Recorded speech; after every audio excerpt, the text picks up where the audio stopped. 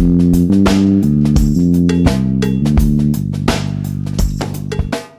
right, welcome everybody to the Fight Business Podcast. It is July 22nd, joined always by my co-host, Michael Fiedel, the deputy editor of Vallie-Flagg. And today we have a very special guest. We have the president of BKFC, David Feldman. David, how are you doing? I'm doing awesome, guys, man. Thanks so much for having me tonight. Yeah, no, thank you so much for coming on. First things first, how have you been holding up in these crazy times? You know, it's just like everybody else, trying to make it through, trying to find time to get not get so stir crazy. But what we did is we actually used this time to really reinvent ourselves as a business and know where we need to go and make our plans and assemble a phenomenal team. So our team is really amazing right now. We're ready to roll. We're really ready to compete for the upper echelon of combat sports right now, man. We think we have what it takes, and we're going to start off this Friday night, July 24th, with a free show on our Bare Knuckle TV app, and go from there. Absolutely. And of course, you mentioned that you're trying not to go stir crazy and that the team has been hard at work to come up with ways to innovate and come up with different ways to come out of this thing on top. Now, obviously, with the coronavirus pandemic and the responses that we've seen from businesses and governments at the local, state, and federal level, it's been, I would imagine, difficult to navigate those waters. Can you talk a little bit about what it's been like to kind of be running a promotion when the rules are changing? It's been very, very difficult.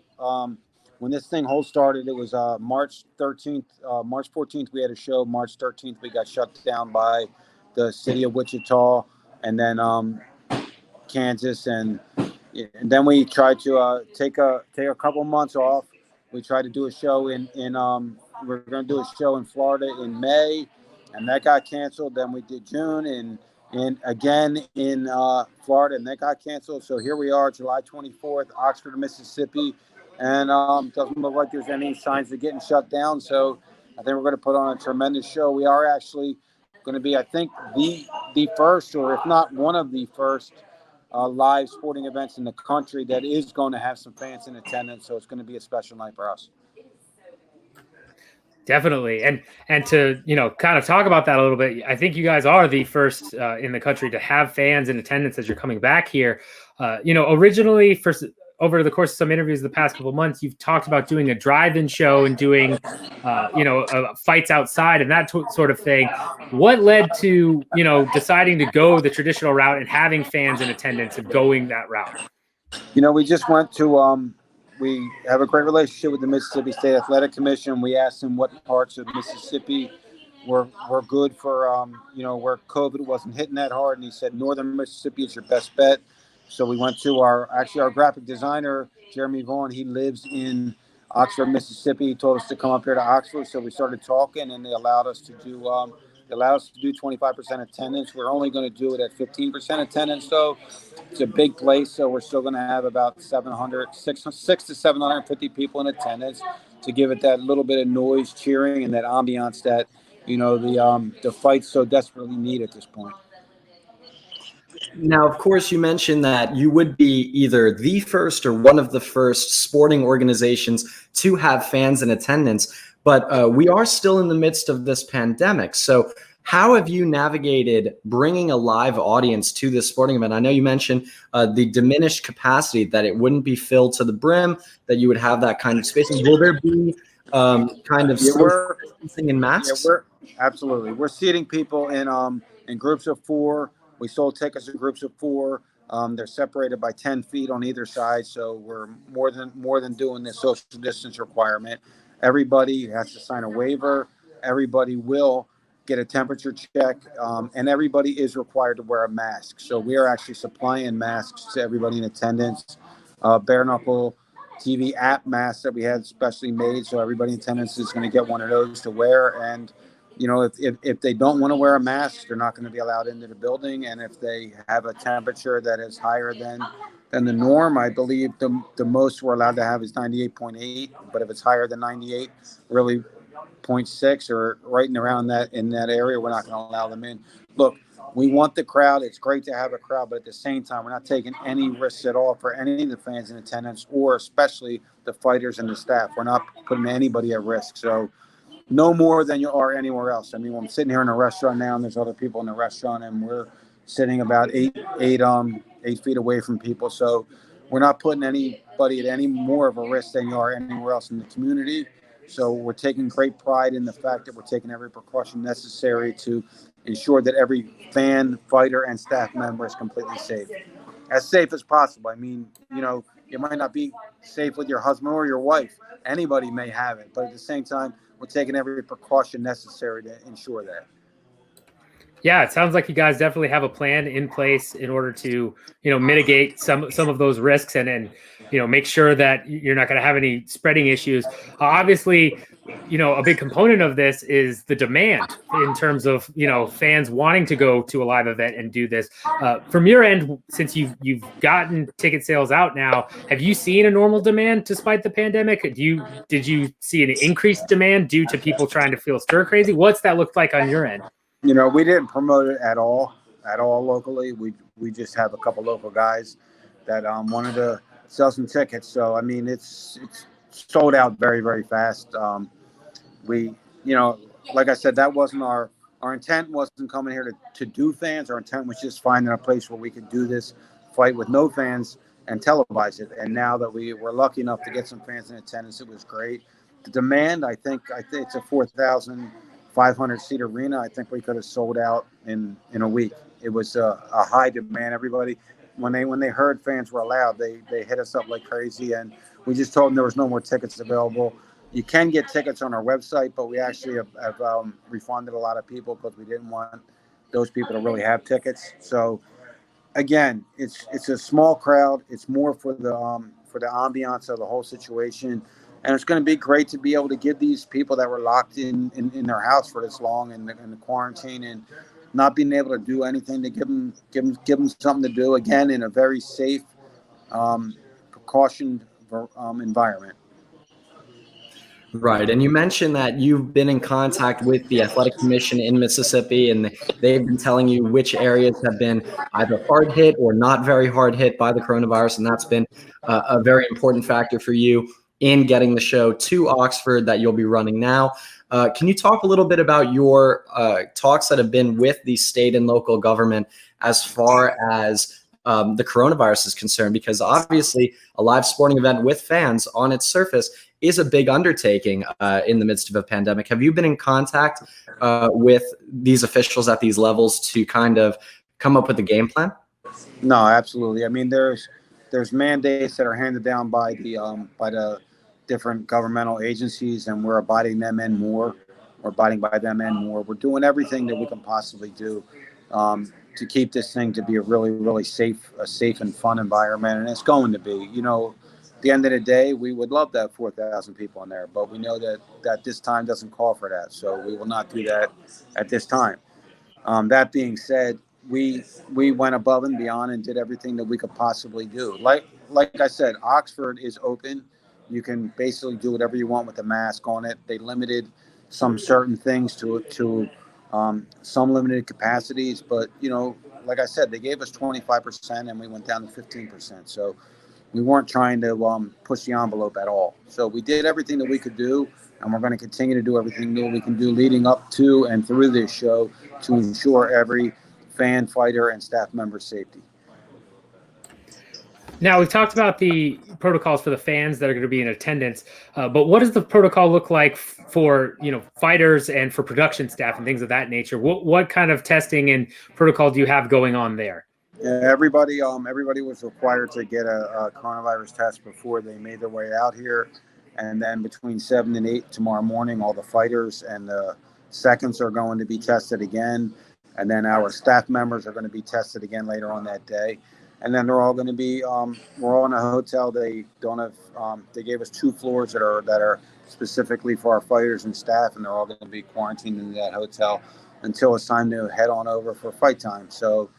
Again, we did everything that we could do, that we could possibly do, and to keep this thing tight and I think we're going to have a very successful event. I think people are going to be happy that we were able to have some kind of fans there. I'm sure we'll have some backlash. There's backlash in anything. You can't do anything right anymore. So there's always going to be some kind of backlash. But at the end of the day, we're very confident as an organization. I'm very confident as just being a human being that I did everything that I could do to ensure everybody's safety. Right. And of course, looking at the event, I believe the main event was originally supposed to be Luis Palomino against Jim Ehlers. Ehlers is now out. Isaac Vallie-Flagg steps in on short notice. That was due to, I believe, a coronavirus exposure, either for Ehlers specifically or for someone he came into contact with. And I believe there was another fight on the card that was affected by the coronavirus. Has this been something for you that you anticipate being a problem going forward as you hold events during the pandemic? And if so, are there any backup plans in place as far as specific fights, including title fights and main events? Do you guys employ the use of a backup fighter when the situation like this presents itself? We didn't. It's hard to get fighters on backup, like just to be training. I mean, it can be very costly to give them a purse for not fighting. But we did have some guys that we had in mind. We did lose a couple fighters, and tomorrow morning, I would be lying if I said I don't anticipate losing another fighter or two because these positive tests are popping up. So, we'll see what happens tomorrow morning, and we're going to put on one hell of a show.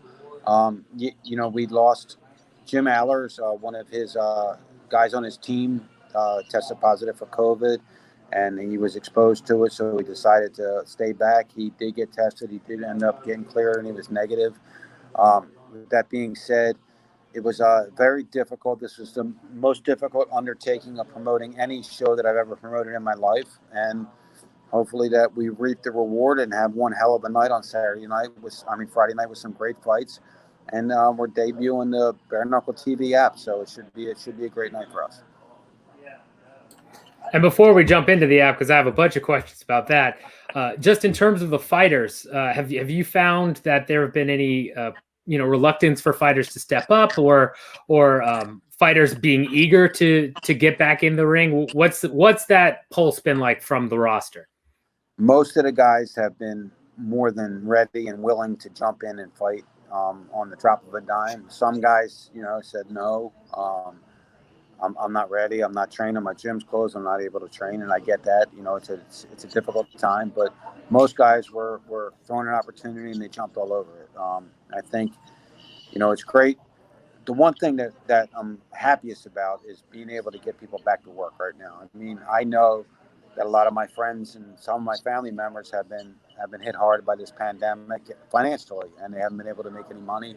So for us as an organization to be able to put these people back to work right now, the staff and the fighters, and give them a chance to, essentially eat a little bit, it was a great thing for us to be able to do. And that was one of the things why we really wanted to push forward, was to get out there, do another event, stay relevant, but also to get these, get everybody back to work. It was a great thing. You mentioned the BKFC app, and you mentioned people are out of work, so the event will be free. Can fans watch exclusively on the app, or will you be working with any external providers? No, there's it's all internal, but it is the Bare Knuckle Fighting Championship Facebook page, the Bare Knuckle Fighting Championship YouTube page, and Bare Knuckle TV app. I encourage everybody to go to the App Store and download the Bare Knuckle TV app, or go to bkTVapp.com and download it. It's free. There's a ton of great content on there, all our libraries on there, all the different shoulder programming, the interviews we did with all the fighters on the first 10 events, a lot of the upcoming stories that we had getting into this thing. So there's a ton of stuff on that app.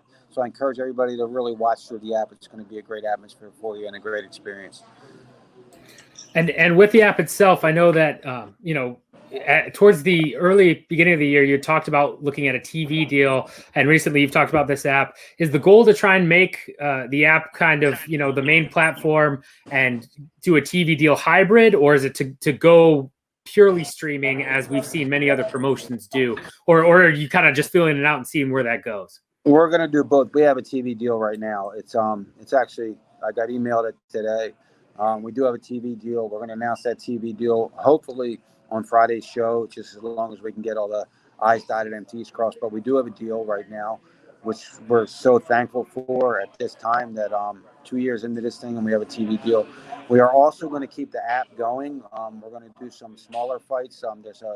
There's some local promoters around the country that want to do some bare knuckle fights, so we're going to kind of team up with them. It's going to be called Toe the Line Fight League. So we're going to do some smaller ones to develop some of our younger talent and keep a lot of the content rolling on the app. We're also going to be doing some tryouts. We're going to be doing some Road 2 shows. A lot of content is going to live on our app. It's going to be a great place to really experience everything that Bare Knuckle Fighting Championship has to offer and to see where we've been on this journey and where we're going. But yes, luckily, fingers crossed, man. Thank God for this. We have a TV deal, and hopefully that thing gets inked on Friday, and we can announce that to the fans then. Absolutely, David. Thank you so much for your time. I understand you have a prior engagement you need to go to, so we'll let you off the hook there. Hopefully, we can catch up with you after the event. Absolutely, guys. Anytime, man. It's always a pleasure with you guys. You guys are always really very kind to me and helping me promote this company, this sport, and this business. I really appreciate it so much. Anytime you guys want to talk, just let me know and I'll pop on. Thank you so much. Absolutely. Thank you very much. Have a good rest of your day.